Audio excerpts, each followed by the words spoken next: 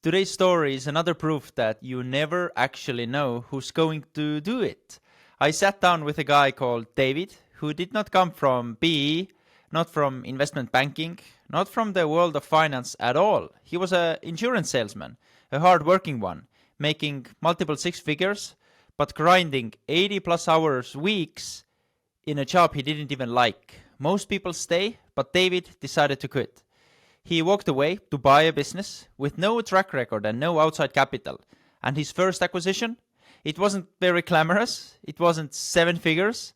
It was a tiny business doing around 30,000 in annual revenue. Yes, 30,000.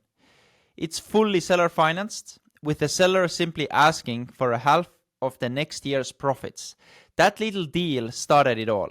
Fast forward 10 years, and David now owns a portfolio of 9 companies, all acquired with zero outside equity.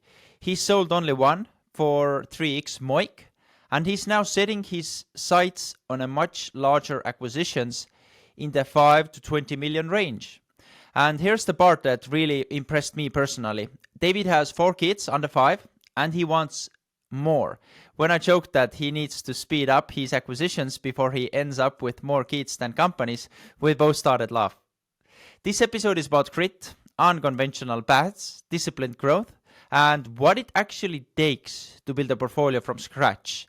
If you ever wondered whether you need the right background to start acquiring companies, David's story will change your mind. Now, let's dive in. My guest today is David Dowda from Dowda Holdings, where they build, acquire, and scale small businesses across diverse industries. Thanks a lot for coming to the Holdco Builders podcast, David.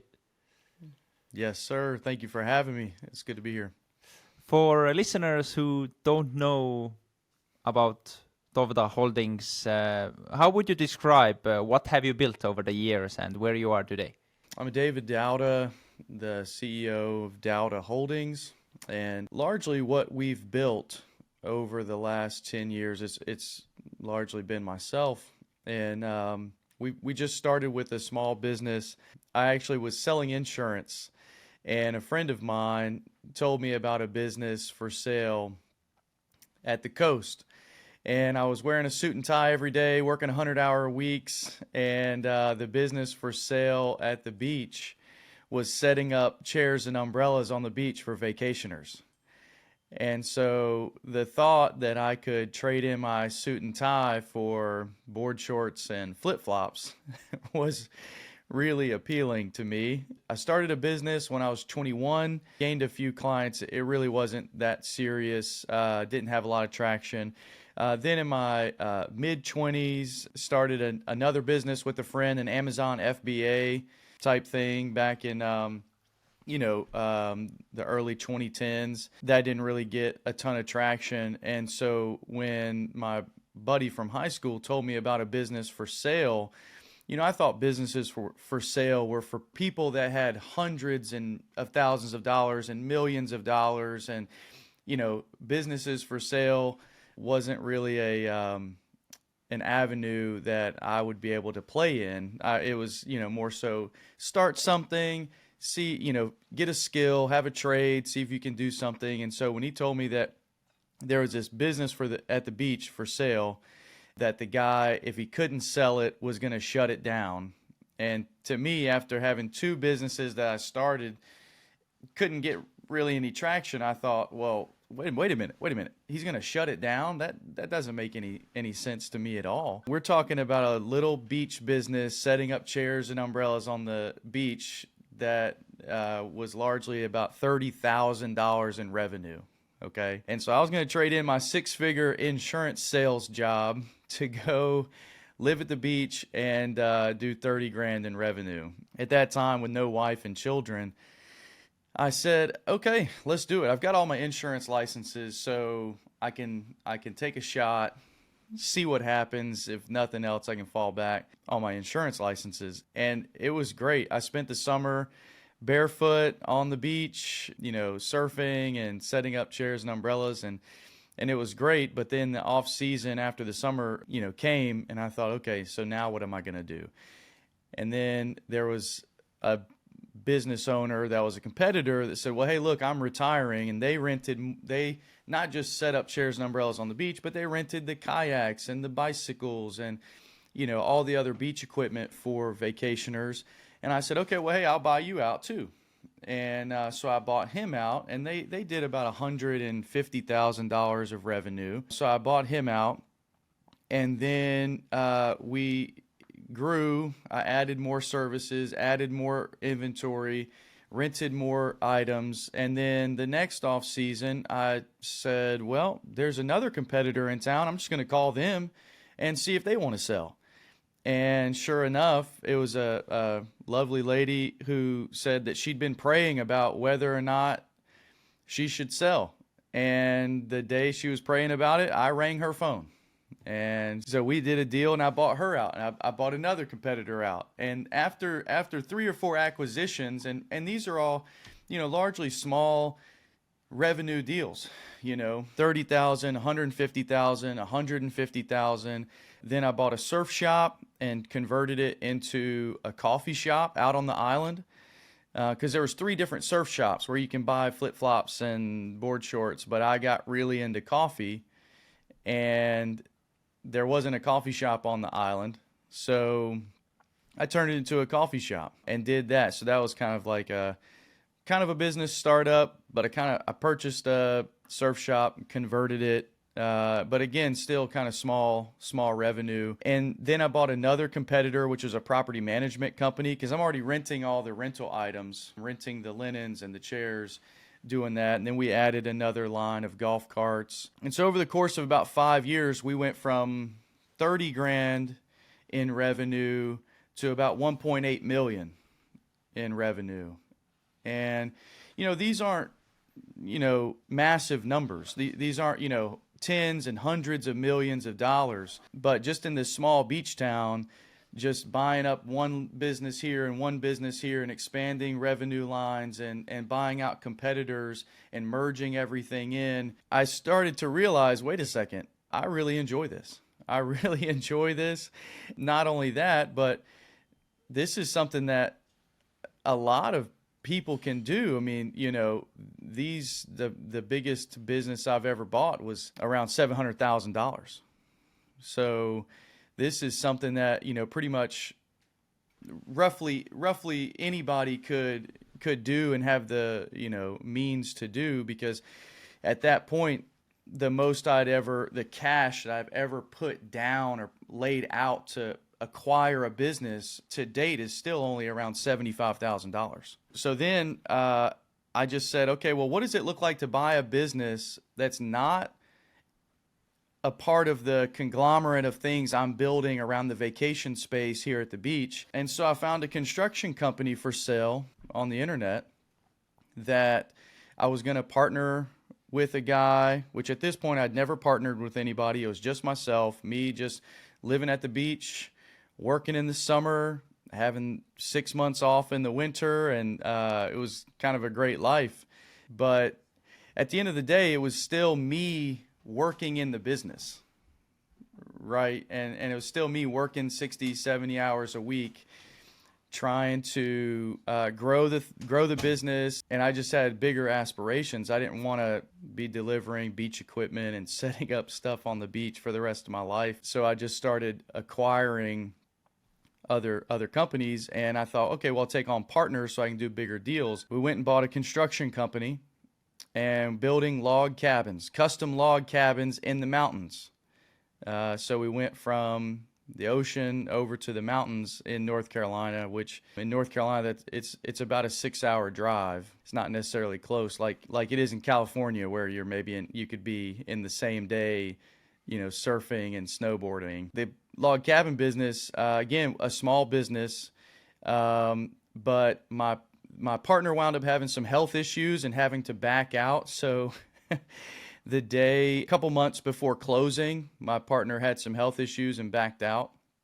And so I wound up taking the construction business on myself. And listen, I didn't have a construction background at all. You wouldn't want me building your dog a house, much less your custom log cabin. And so really quickly, I had to overcome some adversity and keep the seller on for a long time, longer than he wanted to stay on. And I went and got my GC license and learned construction on the fly, and while still maintaining my other 6 companies 6 hours away. But what it did was it forced me out of the seat of owner operator, and it was a big pivot for my journey. It forced me to hire, put somebody in place, so I could go back and forth between the two businesses. Hi, a very quick pause from the podcast. If you're not like David, being able to acquire almost 10 companies, but at the same time you would like to invest in different businesses, backing different searchers, then you have to listen. Today's sponsor, CapitalBad. They built a curated investment platform that connects acquisition entrepreneurs with accredited investors focused on small business and lower middle market private equity deals. The platform sources and curates deal flow from searchers and independent sponsors, giving investors like yourself and access to well-structured opportunities with transparent terms and governance. And what makes CapitalBad stand out is how it standardizes everything that's usually fragmented, including deal rooms, structures, terms, and distributions. They have all this in one place. So if you're under LOI or you want access to curated sponsor-led acquisitions, just go to capitalbad.com and register, start looking at deals. The minimum ticket is $25,000. And again, this here is not an investment advice, but if you're looking for a deal flow, wanting to invest, again, capitalbad.com, and I'll also put the link in the description. And now back to the show. After we had our second child, when my business partner backed out, my wife was 9 months pregnant with our second son, and he backed out, and we had to buy a house sight unseen. And after he was born, 3 weeks later, we moved up so I could take over a construction company. And as you can imagine, everybody around me is saying, "What are you doing?" Like, you don't know anything about construction, okay? You have businesses here. Your wife's pregnant, about to give birth. You're gonna buy this business. What are you doing, man? And I really had a vision that I wanted to keep buying businesses and just keep growing. And this seemed to be the next one on the list. And this is what the Lord had, kind of led me to at the moment. And so we took a leap of faith and bought it. And I wound up flipping that business. And in 18 months, made around a 300% profit. It was a great experience. I learned a lot. It was really stressful. We spent 2 weeks there and 2 weeks at the beach. So every 2 weeks, we basically got enough clothes and things like that for the family in both places, and just loaded up the kids and the dog in the van and drove back and forth. So we got it down to a science, but it was a pretty stressful 2 years. And in the meantime, I also bought another company at the beach, a laundromat there at the beach. And so at this point, at the beach, I've got golf cart rental, I've got linens, sheets, towels, rentals, setting up chairs and umbrellas on the beach. I've got a coffee shop. I've got a property management business. I've got a laundromat. And the property management company also has a cleaning company attached. So we do cleaning for Airbnbs, and then also cleaning just for like your residential, you're in our houses. And then bought this construction company building custom log cabins on the other side of the state. And I sold that business, sold the construction business. And then during that time, while I'm building these businesses and trying to figure out what it looks like to really buy businesses, not just merge competitors in the industry that I was familiar with, but what does it really look like to go out and buy businesses in industries that I really don't know anything about and don't really have expertise in, but I'm getting good at identifying good businesses, buying good businesses, merging good businesses.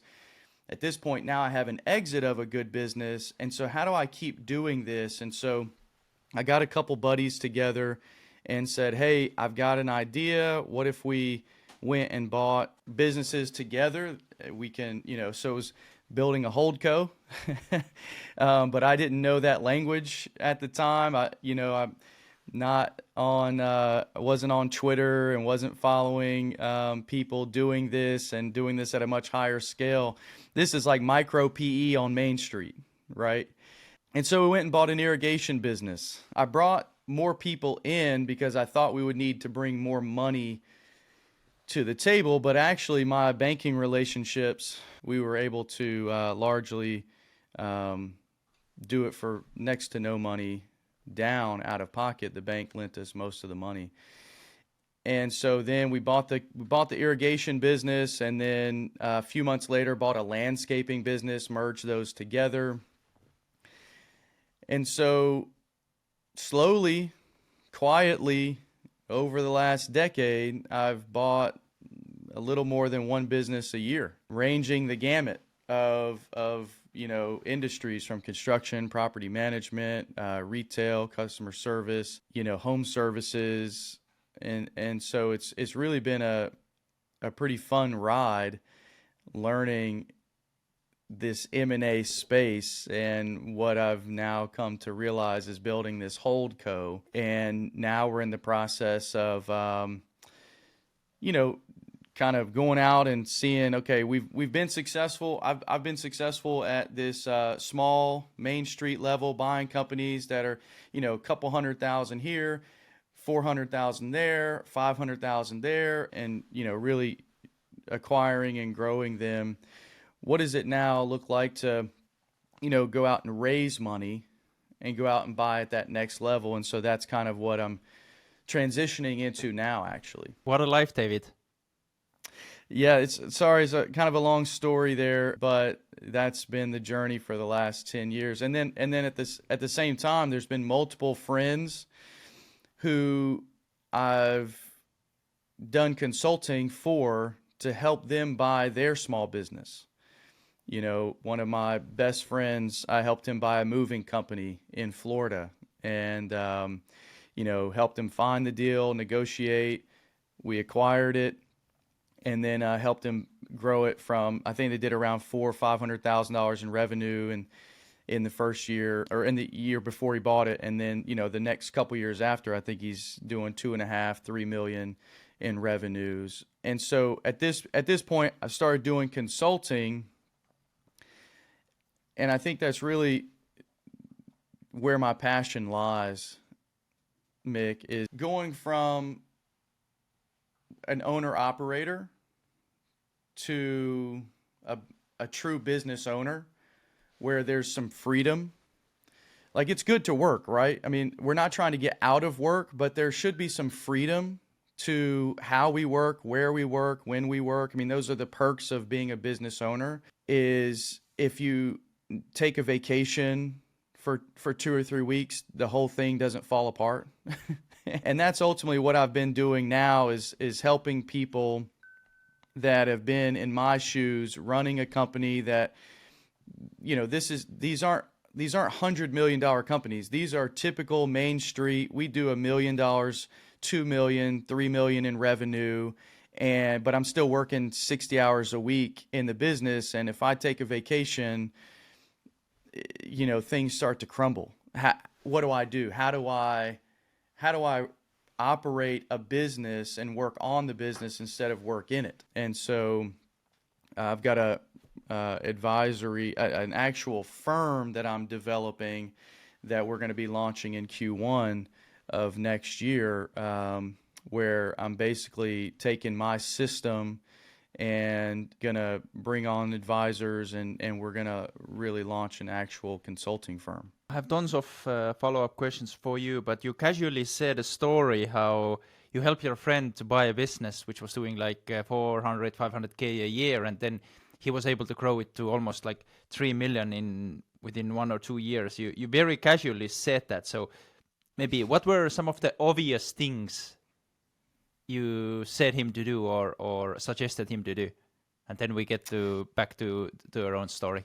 Yeah, no problem. So, you know, the it was a typical story where old owners that were tired, they were out of energy, they were trying to, manage retirement and running the business.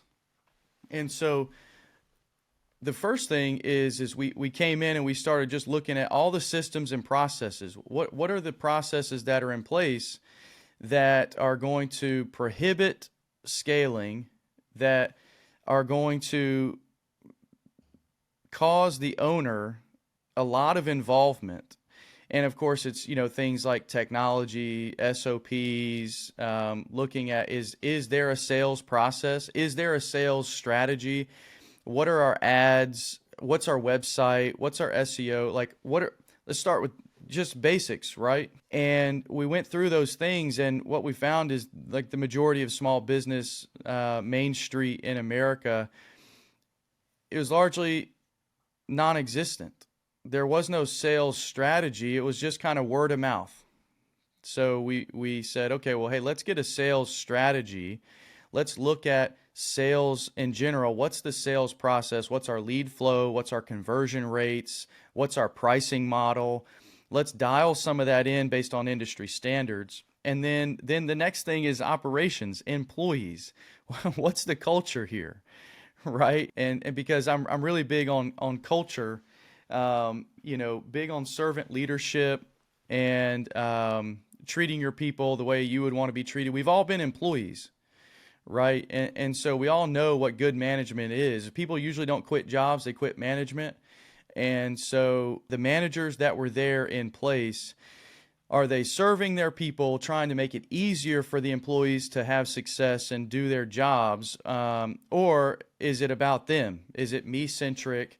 And the employees are here to serve me so that I can have this cushy management position. Hey, one more quick pause from the episode, and I want to talk about today's very special sponsor, Spacebar Studios. So, if you're listening and if you're running a company or investment firm and you've been thinking of creating a newsletter, and if you don't have time to do it all yourself, to prepare the content, to do the research, to put it all together and even send it to your list or even growing this list, then Spacebar Studios is a company you should consider, because they currently run an offer guaranteeing 10,000 subscribers in your first 90 days, or you simply don't pay. This company is founded by two very sharp marketers, David and Brandon. And Brandon has been the guest on the podcast as well. He runs his own holding company.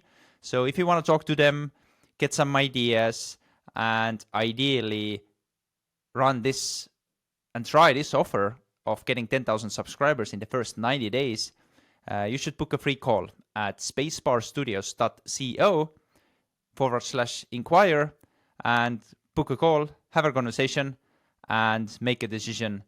And if you have this call, tell them that Mick, Holdco Builders private equity guy, sent you. Now, back to the show. And so we worked on culture and leadership development with the managers, and ultimately, it led to phasing some people out. In general, I'm not really big on, coming in and breaking the glass and shaking things up in the first, 6 months in a big way, right? I mean, you can implement KPIs, you can implement technology, you can implement, more meetings and things like that. But when you come in and start firing people, when you come in and start, demanding certain things, to me, it's just a quick way to lose trust with people. There's already, during the event of a sale, there's already a lot of uncertainty with your people. And without your people, without your employees, you don't have a business, right? And so there's a marriage here of, I own the business, you work for the business, but we have to work together. And there's already a level of uncertainty or shaky ground whenever there's a business transition. And so when you come in, your first goal is to earn the trust of the employees, and because ultimately leading people is about influence, my ability to influence you to do the things that I need you to do. And just because you own the business, that's like the basic first level of influence that you could have. And really, that's not even that great on the first few months because they don't know you. They don't know who you are. They don't know why you're there. If you're able or capable, are they going to have a job? Do they need to go look for other jobs? So really, the first thing is you need to pour into your people. And you need to know who they are. You need to learn their family situation, learn their spouse's names, learn their children, learn who they are as individuals. And so I know this is kind of a long answer. I apologize. But these are some of the big things that when I talk to people buying businesses, these are more of the soft skills, if you will. The binaries, the ones and zeros, those we have to speak to and we have to deal with. We have to look at KPIs. We have to look at pricing strategies. We have to look at the numbers and your ad spends and your SEO, and we have to look at all those things. But the people in the business and then the people running the business, who they are, setting a new vision and mission for the company and creating a new culture. Those things are going to drive long-term sustainable success because, I mean, as you know, turnover is a killer. The price of turnover is a killer. And when you come into a business, there's a certain amount of turnover that needs to happen. But what you'd like to do really is create the new culture and let those people that don't fit with the new culture largely weed themselves out. And to self-identify that, hey, yeah, I'm no longer a fit of the culture of this business and where it's going. And so they largely see themselves out. And that's a much better way to transition a company than to come in and start chopping heads. And so really helping him navigate who needs to be in the boat, right? Okay, of your team that's there and the culture you want to establish, who fits that culture and who doesn't. Okay, and the ones that don't, let's help them to part ways well and find other boats to go get on, and let's backfill them with people that need to be on the boat. And then, because basically there's sales, marketing, leadership, finances, operations, customer experience. These are largely the 6 categories that kind of every business has those 6 categories. And so we kind of pare it down to each category. Let's take a look at each category. Let's start looking at KPIs and measurables, because if we don't measure it, we can't get better at it. But the main are financials and operations and leadership. So those are the 3 that we focus on first.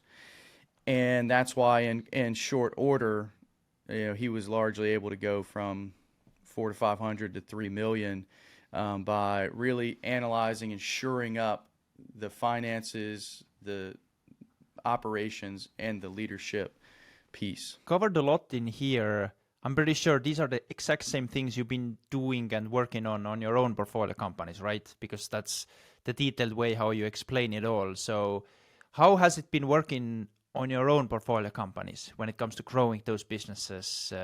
Could be the business where the chairs and umbrellas, or the construction business which you sold. Obviously, you mentioned like 300% profit.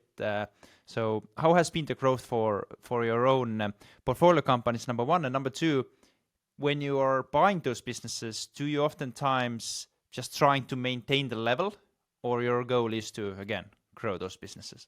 Yeah, so it's both. And every industry is a little bit different. Some industries you're able to come in and grow like gangbusters. Home services, for example, you can come in and grow. You can add more trucks. You can add more territories. You can just keep going and going and going. If you've got a skilled nursing facility, well, you only have so many beds. right? And so there's only so much growth that you can have and quality. And so we've done a little bit of both in trying to grow organically, grow through acquisition. And I think that's really the sweet spot, because when you come and look at growing a business, is you have backwards, forwards, ways that you can grow organically. So you can become more efficient. You can create more profit margin by looking at your systems, your processes, your pricing, and create more margin backwards in the business. And then you can spend more money growing the business, growing revenues. So that's backwards and forwards. And then you can acquire. And so that's the next level of growth, and that's what we've done with my businesses is analyze those three phases of the game. I'm a big football guy. You have offense, defense, special teams. You have the three phases of the game. Well, in business, it's the same: backwards, forwards, and up, or acquisitions, right? And so that's what we do. But the problem with micro PE, if you will, or the businesses that I've purchased over the years, is the amount of revenues really are tough to bring in people that are going to help grow the business to massive scales, right? So this is one of the problems with small business, really small business in M&A is when you have revenues under $1 million, it's really tough to have revenues, have your team expenses, and then have enough profit left over for your household income. And so that's why acquiring is such a big strategy, is because organic growth and revenues are going to take an 18-month time frame to really grow to that level. Now, obviously, depending on the industry, my buddy in the moving business that I just said, he was able to achieve growth very quickly because you can have, staff is readily available. You can rent moving trucks. And so really quickly you can grow like this. But a home services company, you have to have a lot of CapEx, a lot of buying of equipment, a lot of things of that nature to grow in those, 12 to 24 month time span. And if you're strapped for cash by the business, it's going to kind of limit that in some ways. And so you have to focus on organic, but then at the same time, when you look at capital allocation, there's a greater return through acquisition than there is organic, in my humble opinion. I know that there's people that would maybe say different, but it's because you're not just buying revenue when you're doing acquisitions, you're buying people. Right? And that's really the difference when I'm sitting in the seat running the business and I'm in it 60 hours a week running service calls, or I'm out there, on the job site stacking the logs for the log cabin and working in the business. In order to get out of that, you need more people. You need more people in that place to do that. But the problem is that the margins are great, but even if it's a 30% margin, it's still, after debt service, maybe $100,000, maybe less than. And so if you were to bring another competent GM into the picture, there goes $80,000. So now I take home $20,000. Well, I can't feed a family on that. And so you're kind of at a sticking point. And so that's where acquisitions come in, because if you acquire 2, 3, 4 times and you stack 20, 50, $100,000 on top of one another, then you can now build teams and then afford a GM and do these things. And this is where most business owners are in America on Main Street. Most business owners in Main Street are in the position that I was in.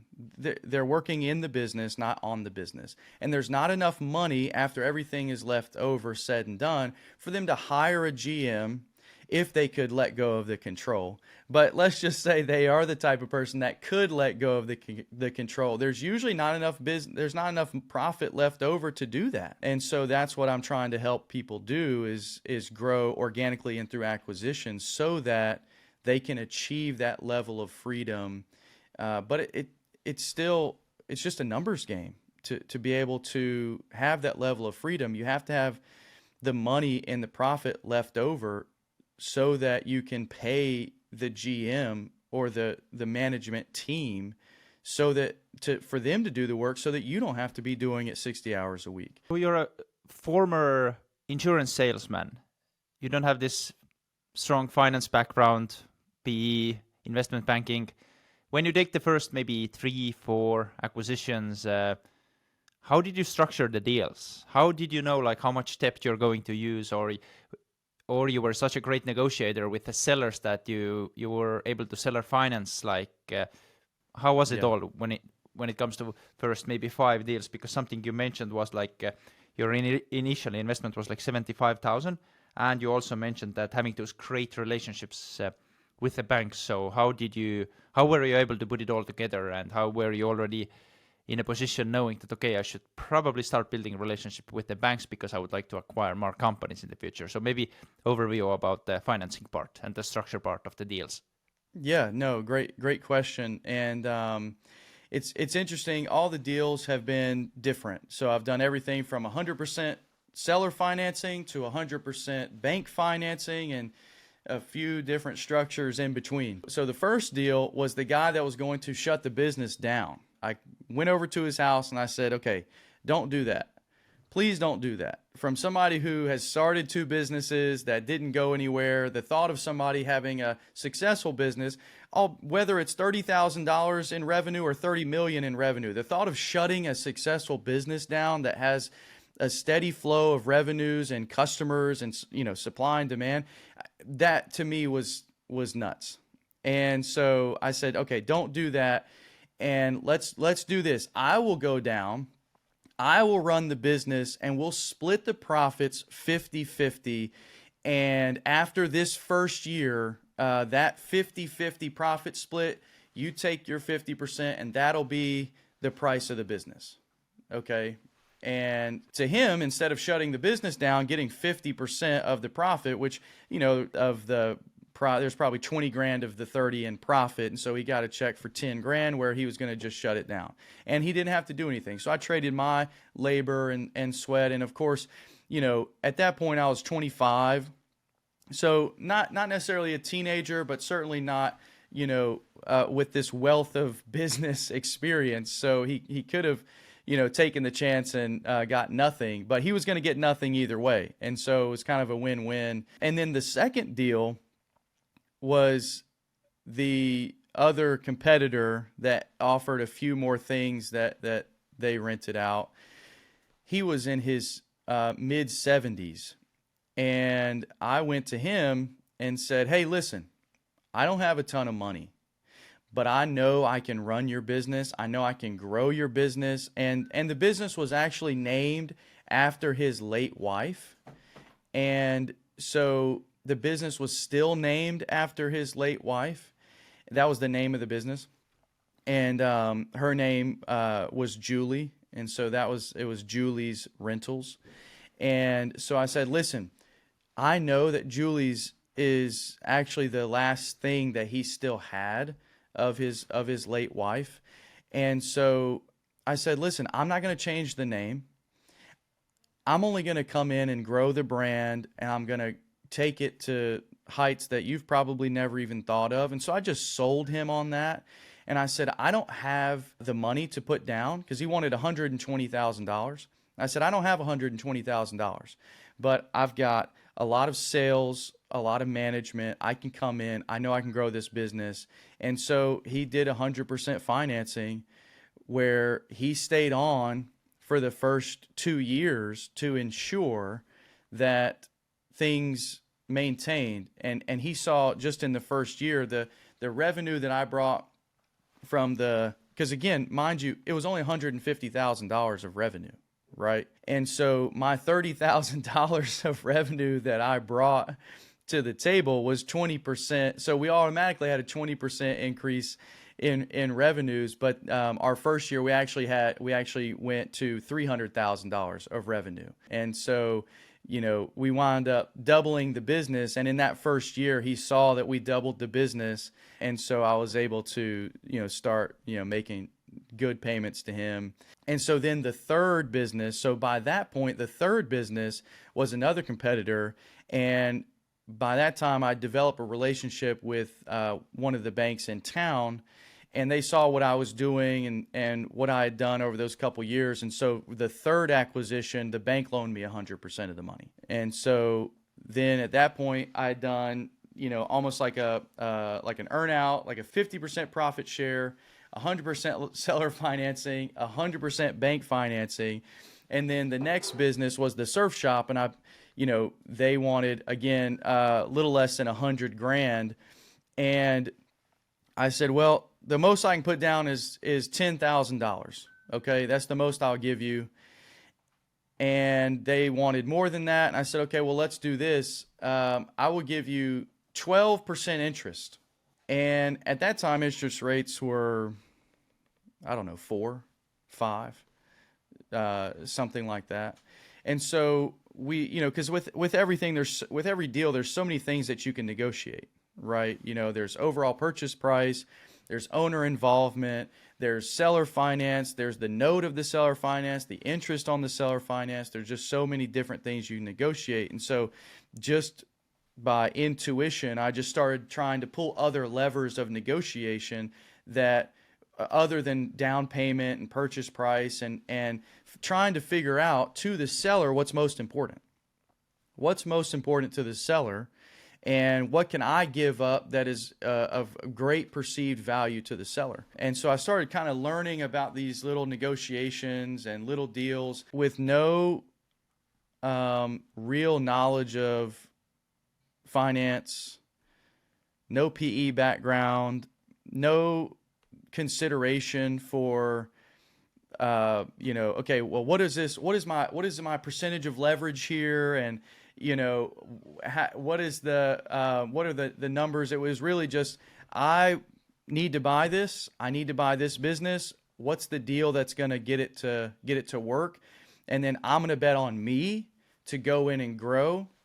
And that's largely what I've done. And I've done other deals with earnouts. But again, the most I've ever put down was the construction company business, where I put out $75,000 of cash. Everything else has largely been nothing to $10,000 or $15,000. And so then it's just using a combination of seller financing and bank debt. Now, when it comes to hiring and managing it all, let's say you had like 5 portfolio companies, and then you wanted to acquire this custom log cabins building business. How many people did you hire, and how did you go from there? Because 5 companies, that's a lot.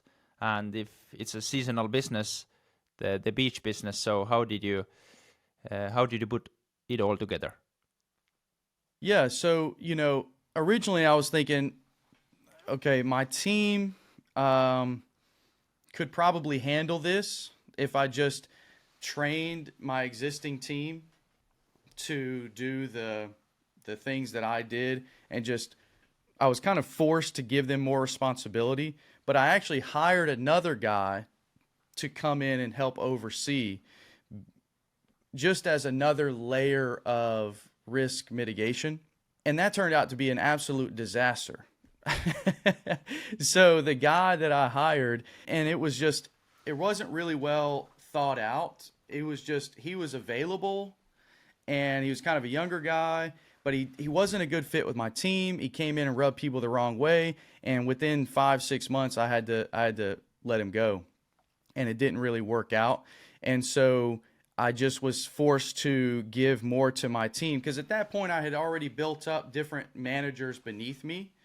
And so that's what I did, was just focused on leading them, training them, because at that point they just had their duties. They didn't really have to manage teams underneath them. They just had to do kind of their jobs, but I was able to help them become leaders and make decisions without me. And that's really just raising those people up and training them is what helped bridge the transition. And because sometimes with business owners, you have the people in house, You already have them.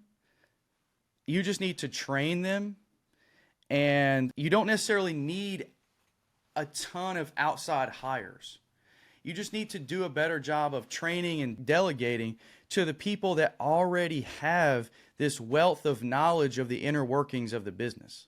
And so that was really my first realization, is my biggest asset are the people that have been here the longest, and those are the first people that we should look to raise up over outside talent. And so I learned that the hard way, because I brought in somebody from the outside.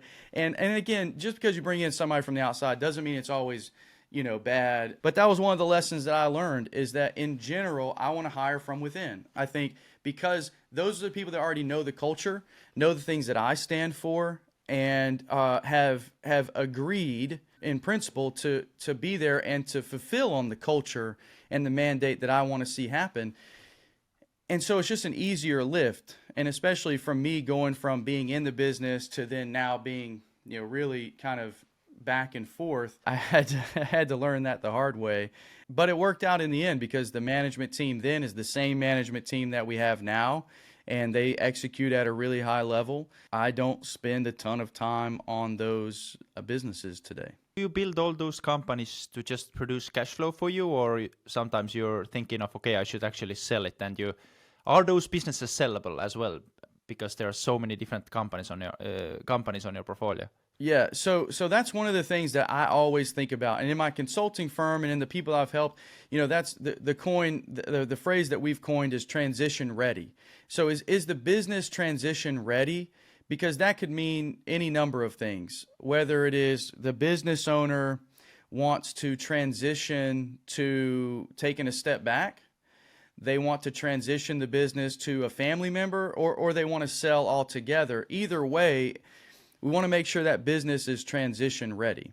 And so that's how I've built my businesses, to make sure that they're transition ready. Talking with a guy who wants to, come in and maybe buy out a portion of my ownership. And so we're kind of in talks right now to see if that's something that we could do. But mainly right now, it's just set up for cash flow. But all my businesses are transition ready, and they are ready to be packaged up at any time if I decide to. You mentioned you had to have this leap of faith to really acquire this first business outside of the beach, which was like 6-hour drive from the place where you're running the other businesses.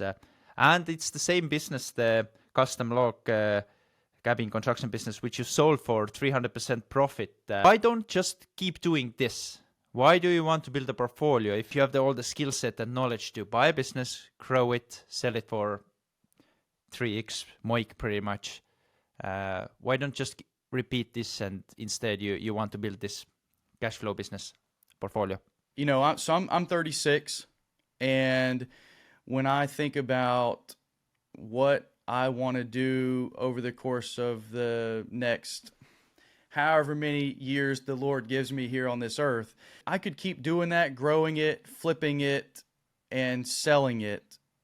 But when I think about what I want to do, what I really want to do is buy businesses and establish the cultural ethos that I think is going to lead to the greatest flourishing of that business, and then hold that business for decades, and potentially even allow my children to assume those businesses. I'm a Christian. That's my faith and my worldview. And the Bible talks about a wise man leaves an inheritance to his children's children. And now I don't know. I've got 4 children. They're ages 5 and under. And so I've got a 5-year-old, a 4-year-old, a 2-year-old, and a 6-month-old right now. And Lord willing, I want to have many more, okay? And I don't know what they're going to want to do. They may want to become firemen or welders or lawyers, doctors. I have no idea. They may not want to work with their old man when they're older. I don't know. But what I'd like to do is I would like to build a portfolio where it is possible if they wanted to. Because at this point, when I think about what I want to do for the rest of my life, I want to help people. I want to help other business owners to achieve the same level of freedom that I have. And again, the Bible has tasked us to work. So even in the Garden of Eden, God gave Adam a mandate to go and work and to steward the Garden of Eden.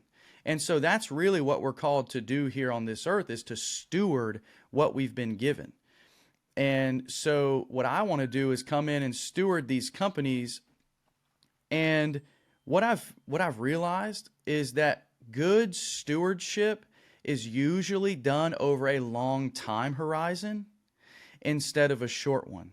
When most, and this is, listen, no knock on private equity, but when your goal is to come in, to buy it, grow it, flip it quick, it's usually not done with sustainable long-term principles that are good for everyone involved.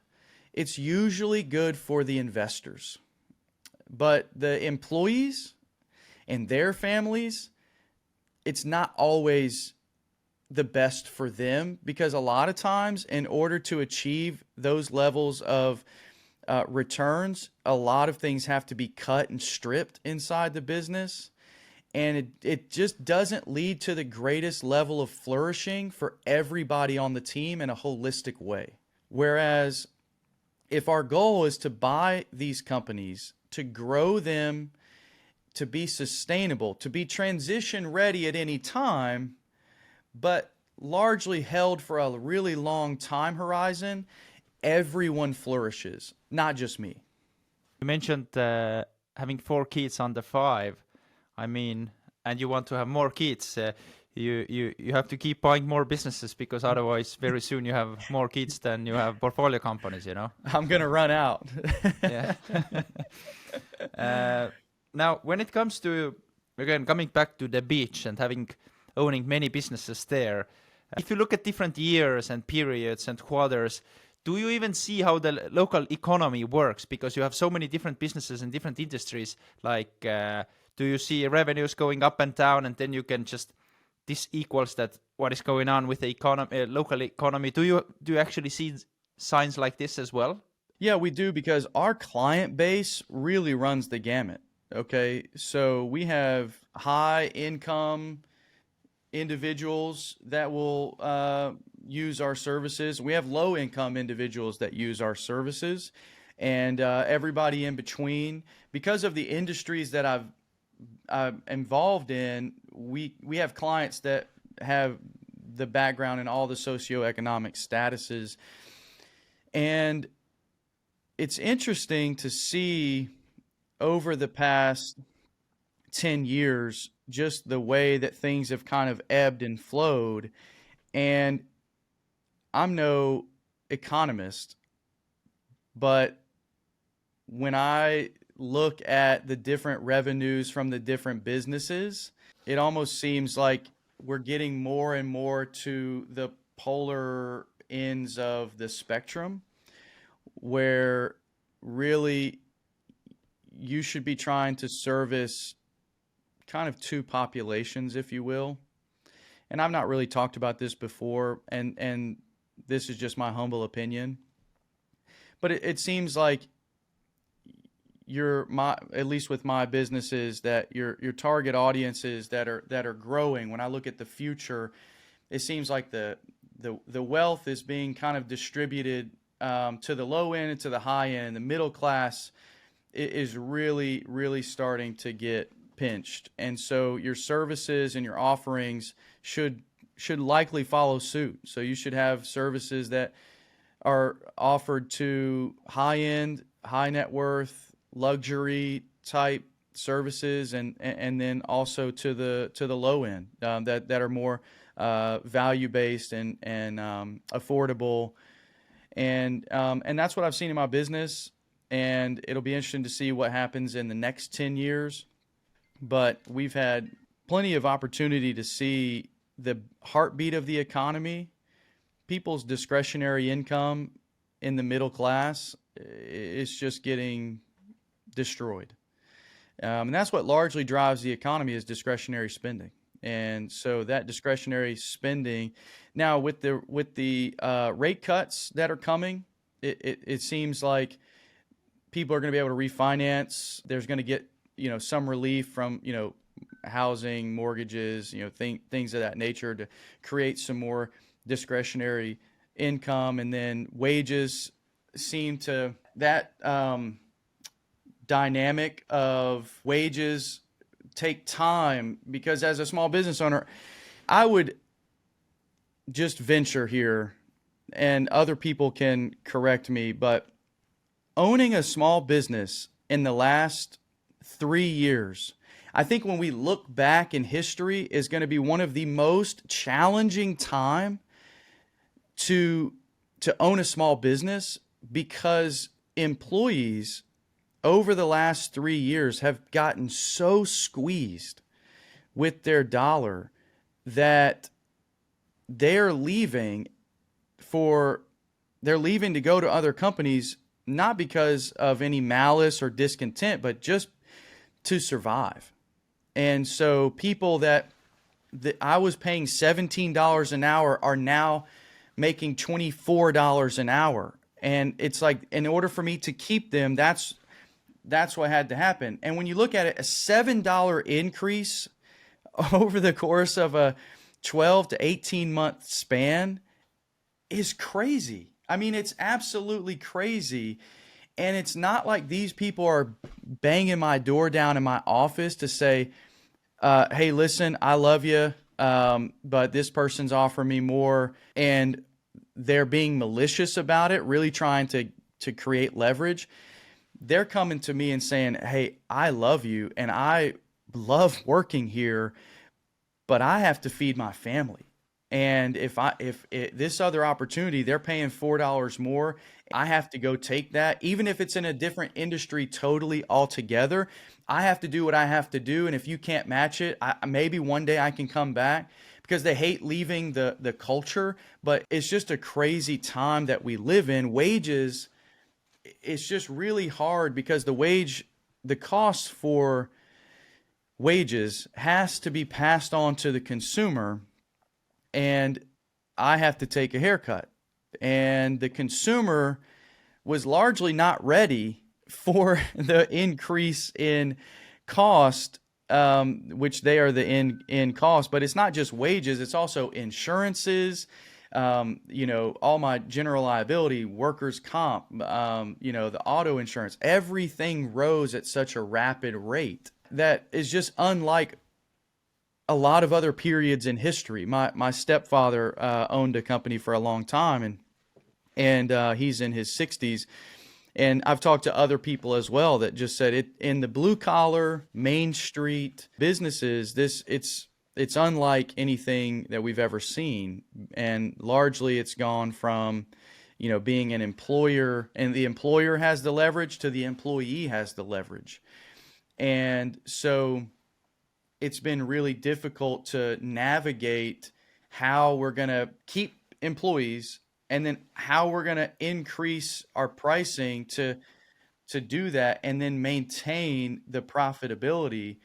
And as I when I think about, and I know this was all based on your question about the economy and things of that nature, and I've seen it firsthand that largely revenues are not growing at the same rate with the same amount of inputs, if that makes sense. So usually if you put in $1 into advertising, you can expect X in revenues. And I think because of the squeeze in discretionary spending amongst the middle class, that has largely diminished. And I think you're going to see that play out in the coming years in multiples as well for businesses that are trading. You're going to probably see, because obviously you do that on a historical basis in 22, 23, 24.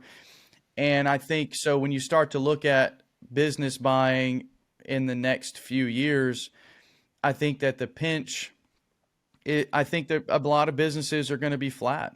And so I think multiples are going to decrease, because of that. So I think we're kind of at a leveling off period. Now, again, I could be totally wrong, right? With the reducing of the rates and the money becoming cheaper to borrow against, multiples may stay the same, even though the underlying business revenues and profits are flat.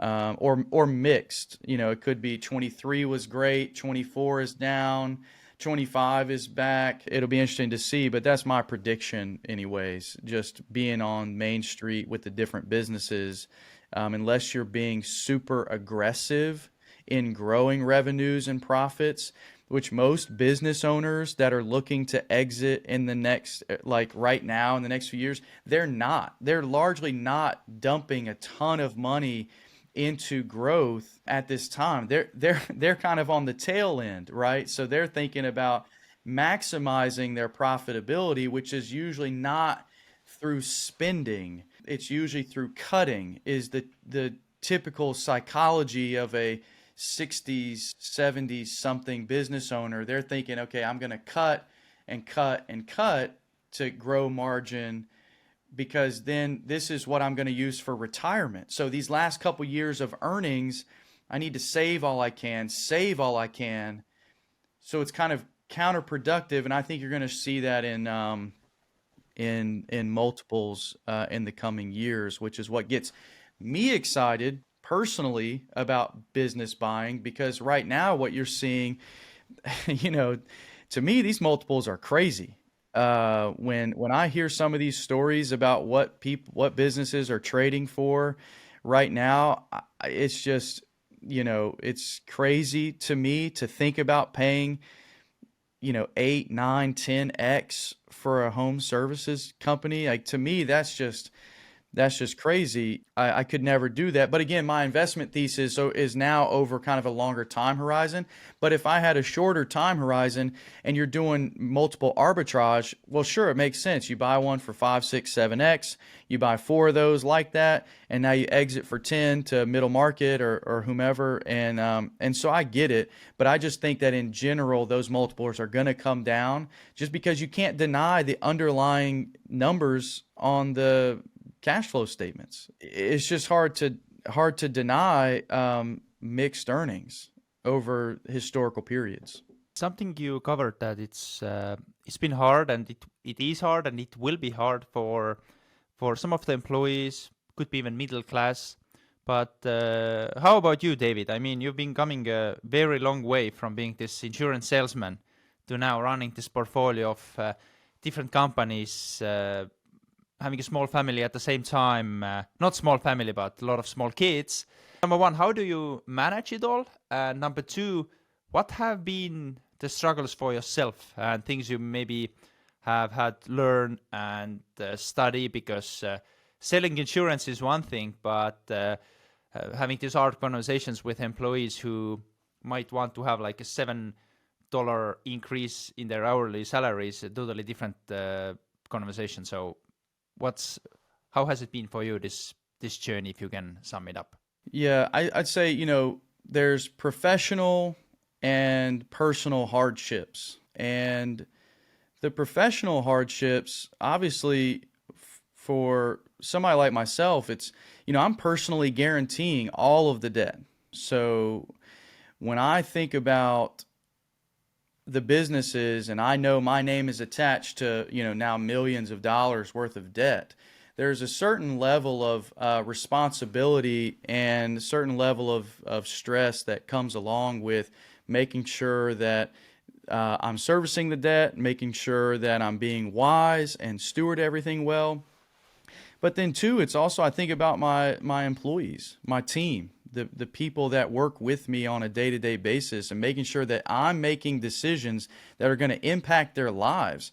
And so I think that's been the biggest, pain point, is I think about my team and how it's going to affect them more than myself. And I've made decisions that have impacted me worse to impact them in a better way. And so I think that's been kind of the hardest thing professionally, is to balance, how do we all win?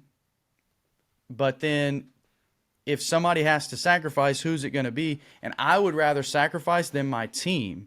in the short term. And so that's been hard. Well, and then leading my wife through these thought processes, you can see she probably has a different perspective.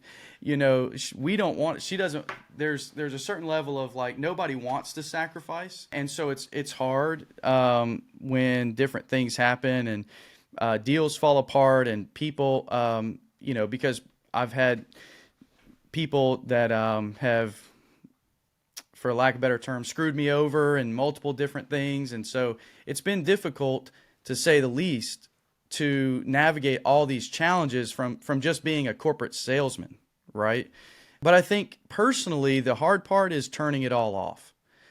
So at nighttime, engaging with my wife and my children has been really, just being transparent. It's been really difficult when I have all these things in my mind. It's just hard to shut off, whereas when I was just an employee, it was really easy to shut off, clock out. I'll be back tomorrow and we'll do it all again, never ending. But when you're a business owner, it's just much more difficult. Okay, David. Thanks a lot. Honestly, you have a fascinating story buying those small businesses. Maybe last question. Do you ever think of buying a much larger business? To just buy one instead? Focus on one thing other than just all those smaller ones? The next phase is to kind of cap it off. What I've learned, what I've realized, is that the amount of due diligence that it takes to buy a company for $500,000 is roughly the same amount of due diligence that it takes to buy one for $5 million. It's the same things that you're analyzing, and so I'm actually in the process right now of talking with some people and preparing to go and do some raising and go and start buying at that next level and just doing at a bigger clip. Okay. 2 quick fire questions. What is the best investment advice you've ever received, and what is your favorite book? I would say the best investment advice that I've ever received is bet on yourself. Put it in your own hands. And then I would say that the best book that I've ever read, well, actually, it's one that I'm reading right now called The Science of Scaling. So I would say those are my 2 quick fire answers. Okay, that's excellent. Again, thanks a lot for being so transparent and sharing all the details. Would be very awesome to do it again in the future to see where you've been able to grow this company. And again, thanks a lot for your time, and thanks a lot for doing this, David. Absolutely. Thank you, and we'll talk soon.